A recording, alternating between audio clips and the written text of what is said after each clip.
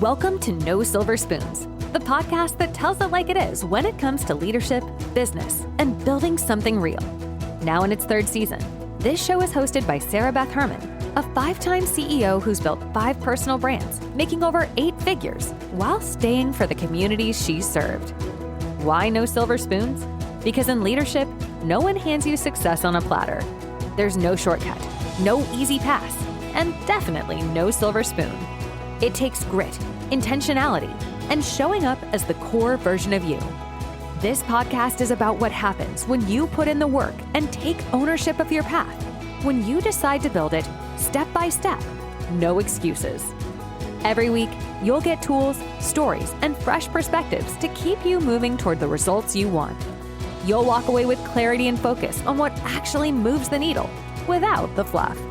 And with Sarah Beth's sharp insight, infectious energy, and no-nonsense approach, you'll remember why you're here: to lead, to grow, and to make it happen. So buckle up. This isn't just another podcast. This is No Silver Spoons. Let's get to work. Now, here's your host, Sarah Beth Herman. Hey friend, welcome back to No Silver Spoons. I'm your host, Sarah Beth Herman, and today I want to talk bravery. Bravery to walk away, bravery to protect your peace, bravery to lead from a place of wholeness and not hustle. As someone who mentors leaders and speaks at events across the country, I've seen this truth show up everywhere. The people who grow the fastest are the ones willing to release what weighs them down. So today, I want to help you shed the guilt, release the resentment, and stop explaining yourself for doing what is absolutely necessary for your own sanity. Let me start strong. I mean this with love. You do not owe an explanation for protecting your peace, period. This isn't about being rude. It's about being rooted. A study published this year in the International Journal of Mental Clarity and Cognitive Processing found that individuals who disengaged from toxic relationships experienced a 28% increase in mental clarity and a 22% increase in decision-making accuracy within 30 days. You can't build a future while staying emotionally loyal to what broke you. There's a story of a man carrying a backpack full of bricks up a mountain. Each brick represents an unresolved conversation, a toxic relationship, a missed opportunity. He doesn't realize how heavy it has become until someone asks why he's carrying bricks from a house he no longer lives in. Stop carrying bricks from battles that are over. Your peace isn't dramatic. It's divine. And I want to say this loud for the people in the back. Your intuition is not being dramatic. In fact, the University of Toronto released new findings this year showing that individuals who actively trust their gut when evaluating interpersonal interactions were 34% more accurate in avoiding emotionally draining connections than those who ignored that instinct. Another story to go with that: a shepherd doesn't need to see the wolf to know that danger is near.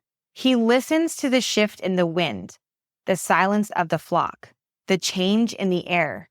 Trusting your inner alert system is wisdom. It's not weakness. You don't need to give it one more chance when your spirit already knows it's time to go. I know resentment is heavy. And the thing is, it just doesn't start heavy. It starts subtle. You get overlooked in a meeting or in a friend group. You pour into someone, they don't say thank you, but they use your ideas. You get ghosted by a friend or a potential client. A family member tells you another family member said blank. You see someone winning who you know hasn't put in half the work you have. And you think, okay, I'll just ignore that. But you don't, and it lingers, and slowly it becomes your filter for everything. Resentment is tricky because it feels like you're protecting yourself, but really it's blocking the very things that you're asking for. You're saying you want clarity, but you're still looking through the lens of a past disappointment. You're saying you want growth, but your energy is wrapped up in what someone didn't do. Let me tell you this. The people who hurt you are not thinking about it near as much as you are. You are the one losing sleep. You are the one mentally replaying it over and over and over. And for what? You deserve your own peace more than you deserve revenge or closure or a redo. My take is that closure is overrated, but peace is not. Choose peace, even when it comes without some sort of explanation. There are things people give you in this life. And this took me embarrassingly too long to fully understand, but now I live by it. People give you gifts, and not all gifts are wrapped pretty, but they are gifts nonetheless. Some people will give you memories that make you smile on your hardest day, and some people will give you lessons so you never repeat the same mistake. And others, if you're really, really lucky, will give you joy just by being who they are. And when I look back at the people who disappointed me, I've worked really hard not to carry bitterness anymore. I simply carry what I call awareness. I have learned who I can count on. I have learned how much I have grown. I have learned how to listen to my spirit instead of people's words. You get to take what served you and leave the rest. If someone gave you nothing but confusion, doubt, or pain, that is still a gift. It is the gift of redirection, a gift that reminds you that you deserve better. And you don't owe them any explanation for that. These are your choices. Stopped going to restaurants because I know certain people that frequent there, and I don't want a chance that I would run into them and they would tarnish my mental health. So for my own sanity, I've removed myself from that situation. Friend groups or associates that I know still interact with people that have lost my trust, I've chosen to not keep those people in my circle, and I'm completely okay with that. Those were seasons of my life where things mattered in a different way, and I needed those people during that season. But I don't need them forever, and it's okay to recognize that. Peace is a business plan for me, and I know that many of you listening are business owners, entrepreneurs, leaders, or you're building something from the ground up. Let me say this clearly for you. Peace is not just emotional work. Peace is strategic work. You cannot run a sustainable business when you are constantly emotionally distracted. You cannot be creative when your nervous system is in survival mode. You cannot write offers, pitch ideas, mentor your team, or speak with passion if you are constantly on the edge of burnout or emotional chaos. When I work with clients or I mentor other leaders, I can often tell within the first few minutes of our call if they have been emotionally hijacked. And it always shows up in their numbers. Sales are stalled, team energy is low, content is inconsistent, boundaries are being crossed. And the problem isn't their business model. The problem is their emotional bandwidth. Your ability to scale will always be limited by your capacity to protect your inner world. So yes, we talk about funnels and automation and hiring and strategy. But first, we talk about you. So let me ask you, are you okay? Are you distracted? Are you holding on to something that's stealing the clarity that you need to move forward? This is where your shift begins. My advice for you is don't just schedule time to work on your business. Schedule time to check in with yourself. Because how you lead yourself is how you lead everything else. I want to speak to the part of you that's tired. Because I've been there too, and sometimes I still get there. Because even though I've learned all of these things, I am still human. And sometimes habitual patterns from my past, they creep up. They show up where I didn't even know they were anymore. And then all of a sudden I'm like, wait, where did I go? How did I get here? I know that you've been there too. You've been trying really, really hard. You've been praying, you've been journaling, you've applied, you've invested, and you're wondering why hasn't it happened yet? But my honest truth for you is that sometimes what you're waiting for isn't showing up because you're trying to settle for something that's so small. And God loves you too much to let you settle. You were created with a vision, not for the temporary high of being liked or applauded, but for legacy, for longevity, for joy that isn't performative. So if you're in a season where doors keep closing or things just aren't fitting right, maybe it's not rejection, maybe it's realignment. I've had jobs fall through that I thought were dream opportunities. I've had clients that I just knew should have been mine, but they didn't happen. I've had friends who I thought would be mine forever, and they weren't. I've had moments where I was so certain of one thing, only to realize months later that the dream was still ahead of me. The friend I was supposed to have, I hadn't met yet. It was all part of the journey, and I needed to meet those other things, people, and experiences to get me where I'm going in the future. I've had people exit my life suddenly and found out later that I was being protected from things I didn't even see. If it fell apart, maybe it needed to.